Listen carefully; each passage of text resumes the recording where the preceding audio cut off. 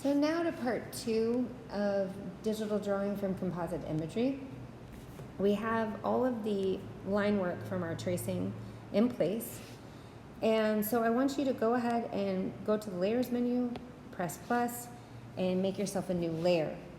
You need to drag this below your tracing though, so that as you're mapping in or brushing in your values, you're not getting rid of your line work. You'll get rid of your line work in the end, but for now, you want to be able to see it so you know where you're painting and you can paint kind of messily. Here again, you can kind of have fun with your brush selection. You can decide to be kind of painterly, you can do inking, or I'm going to pick actually pastels. This kind of feels like a drawing, so I'm going to go and pick out a soft pastel, streaky, that's a streaky one, let's see, fine grain, grainy, get a grainy pastel, let's see. Hard line, wispy, triangle. I'll just go for the basic grainy one. Again, I'm going to press the push pin, and that will pin it up here. And now I'm going to start, without looking at the photos, I'm going to start mapping in the values the way that I think I want this drawing to work. So I'm going to get rid of all the tools and kind of look at this and think, okay, I can kind of remember the structure of the landscape, but I can have fun with this as well. I don't have to, I'm not being photorealistic, so I can treat it just as an abstract drawing if I want. In the background, I'm gonna put in, let's see, maybe even lighter than that, some light white to represent the sky area. You can see these pastels are nice and soft, and if I go over my lines, I can still see them because I've reorganized the layers. So I'm painting underneath, or I'm using pastels underneath my pencil work, which is kind of neat. That's not something that you can do in a real drawing situation unless you're using tracing paper. So this is kind of a fun trick that you can do with digital art. I'll go ahead, go behind the puck there. See, it's a soft pastel. It has a nice flow. Okay, I really like this tool, so I'm going to just go ahead and keep on mapping out my landscape, just slowly switching my values. If you do something like that and make a mistake, I just click somewhere I didn't want to. I just do the back arrow. I'm actually not going to go that dark, so I'm going to switch over to this one. That kind of actually matches the base of my canvas. Here I'm going to go a little bit darker than the base of the canvas. Now I have a tone on there. You can see here, I think that got a little sloppy, so I'm going to go ahead and go back a couple times. And I'm going to use a finer one as I move forward because I need a little more detail probably. If you feel like you're getting a little cramped, you can also go ahead when you're in this mode and you can shrink the canvas down so you can really see your edges. I just pinch my fingers. You can use zooming if you're on a computer or a laptop, so there's multiple ways that you can do this. But that kind of helps you if you need to see.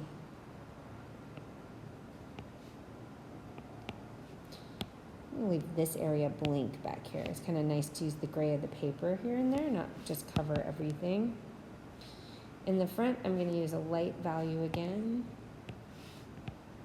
for the road, and actually switch to the grainy, super grainy, so it has a little bit more texture.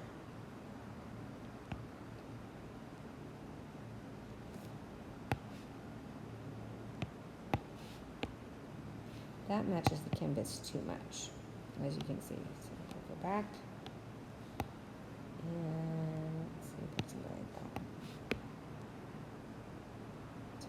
Kind of grass area. Now this one where the grasses are, I might want to actually use a different tool and offer some contrast there.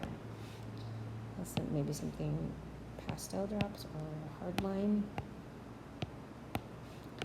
So in between that, that's actually kind of good. That gives like a little bit of a different texture.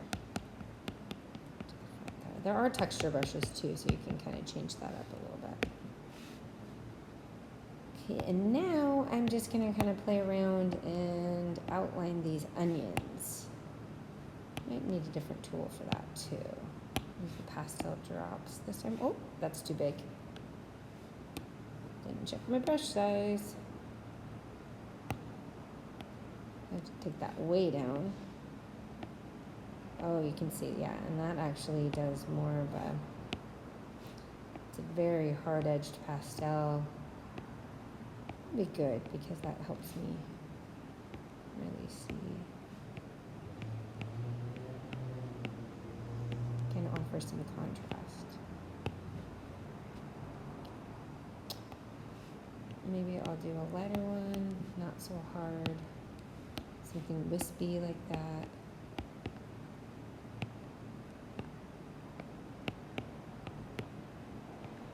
Okay.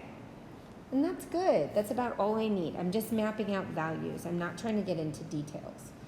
If this is your final version or this is what you're working on, you might want to, I'm doing this quickly as an example. You might want to put in just a little bit more work than this and have a few more objects that you're dealing with in the foreground. Again, I'm just trying to give you kind of a quick example here. But if I had more time, I'd just be working on this and tweaking it for longer. Okay, so now I don't really want to use my tracing lines as my main lines for this. I think that they're sloppy and they were really rushed from the beginning, and they're just to get an idea. They weren't actually to focus on line work. So I'm going to actually create a new layer on top of the value mapping. I'm going to get rid of my tracing to see what I've got. And you can see, yeah, it's kind of smudgy and blurry. So I'm going to have to keep that on for now. And what I'm going to do on here is just an enhanced line work layer. Now you can decide that you're going to switch mediums, so you could go to a paintbrush at this point, but I'm going to stay within the same medium, but just pick a pastel that's a little sharper edged. That pastel drops was sharper, the hard line, as it's named, would be sharper, so that would give more detail is what I'm trying to say. And I'm going to go over my lines with this tool instead, and I'm going to use kind of a dark value to do that. So again, I'm going to go in now. I'm using a pastel, a hard line pastel. Again, that's not showing up as much as I want it to, so actually to make it show up even better, I should probably drag it above my tracing layer. And I'm going to go ahead and use that hard line pastel to create new lines for my drawing. Something that's a little more artistic. Again, this one is a little hard to see, so I'm going to go here and here. Yeah, that's way better. So now I'm replacing the pencil line work with pastel line work. Think about line quality, what we did with various exercises, how we describe thick and thin areas or dark and light areas. Try to be expressive with it, not just tracing what you've already done, but maybe creating line work that enhances the piece in a new way.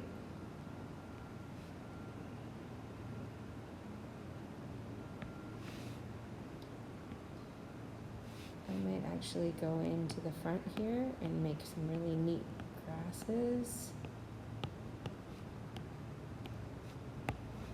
Even I can change the value a little bit so it's not all dark lines, dark and light.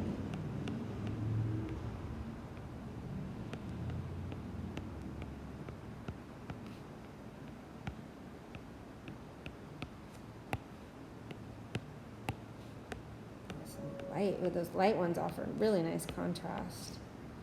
I'm going to use that in the front here too.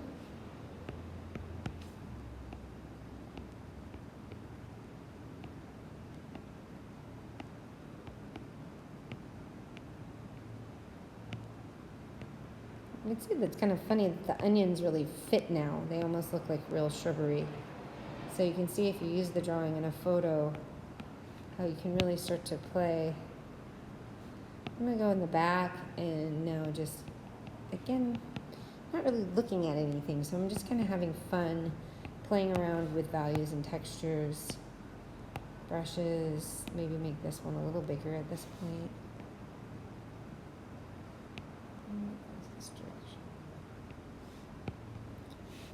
So I'm allowing the line work to be very expressive, fun, not just like the outlines in the tracing area, but really part of the art piece at this point. And I'm now going to get rid of that tracing layer and do my last little bit of line work to kind of touch it up. Now really not looking at anything, just kind of really looking at what the drawing needs.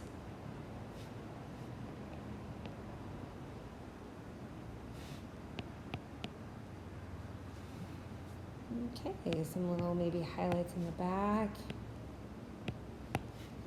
here. Size up a little bit. Right.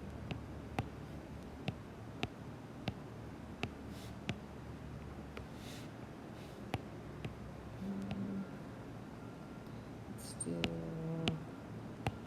I'm just trying to kind of touch up spots, see what it needs.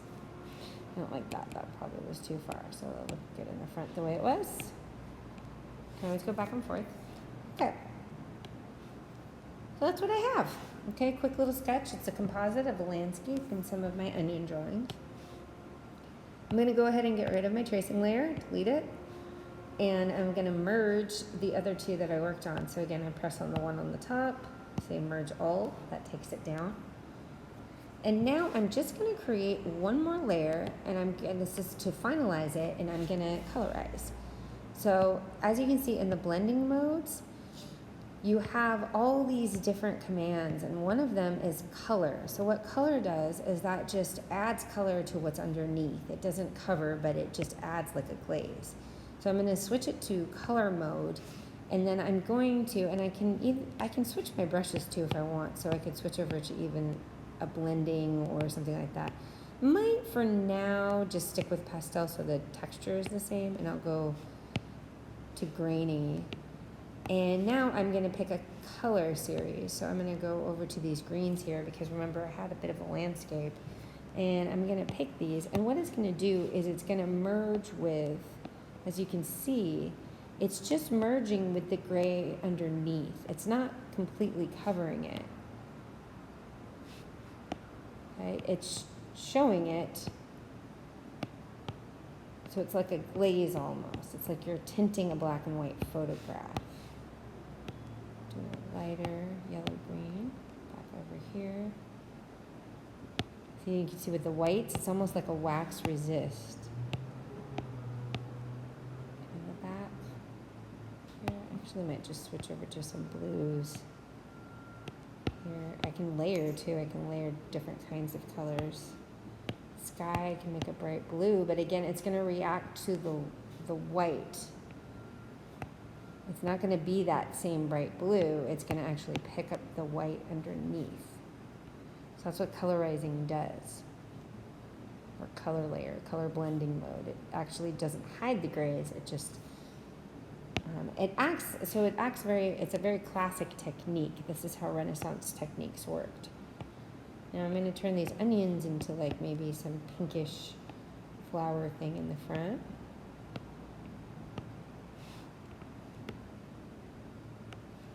Okay. Get rid of this. Go back to my greens and maybe do the road.